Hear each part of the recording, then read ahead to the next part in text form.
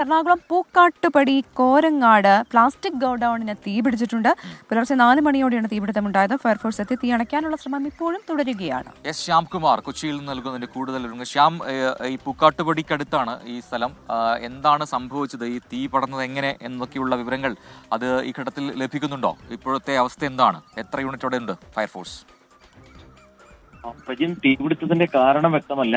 ജില്ലയുടെ വിവിധ ഭാഗങ്ങളിൽ നിന്നുള്ള ഫയർ യൂണിറ്റുകൾ അവിടെ രാവിലെ 4 മണി മുതൽ പുലർച്ചെ 4 മണി മുതൽ തീ അണയ്ക്കാൻ ശ്രമം ആരംഭിച്ചിട്ടുണ്ട്. ആദ്യം തീ കണ്ടപ്പോൾ തന്നെ കാക്കനാട് നിന്ന് ഫയർ യൂണിറ്റ് എത്തിയിരുന്നു. പിന്നീട് ആലുവയിൽ നിന്നും മറ്റ് ഭാഗങ്ങളിൽ നിന്നുമൊക്കെ ഫയർ യൂണിറ്റുകളെ വിളിച്ചു വരുത്തുകയായിരുന്നു.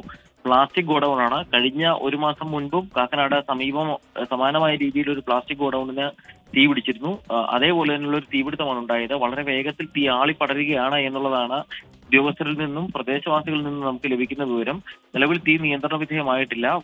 ഫയർ യൂണിറ്റുകൾ തീ നിയന്ത്രണ വിധേയമാകാൻ വലിയ രീതിയിൽ ശ്രമിക്കുന്നുണ്ട്. തരംതിരിച്ച പ്ലാസ്റ്റിക്കുകളാണ് ഈ കോരങ്ങാട്ട് മൂലയിലെ ഈ ഗോഡൌണിൽ ഉണ്ടായിരുന്നത് എന്നുള്ളതാണ് വിവരം ലഭിക്കുന്നത്. തീപിടുത്തത്തിന്റെ കാരണം വ്യക്തമല്ല, പക്ഷേ തീ വളരെ വേഗത്തിൽ ആളിപ്പടരുന്നത് ആ ദൃശ്യങ്ങളിൽ നിന്ന് തന്നെ വ്യക്തമാണ്. ഏതായാലും ഫയർഫോഴ്സിന്റെ കൂടുതൽ യൂണിറ്റുകളെ സ്ഥലത്തേക്ക് വിളിച്ചു വരുത്തുകയും ചെയ്തിട്ടുണ്ട്. ശരി, ശ്യാംകുമാറാണ് വിവരങ്ങൾ നൽകിയത്. തീപിടുത്തം അണയ്ക്കാനുള്ള തീവ്ര ശ്രമത്തിലാണ് ഫയർഫോഴ്സ് ഉദ്യോഗസ്ഥർ.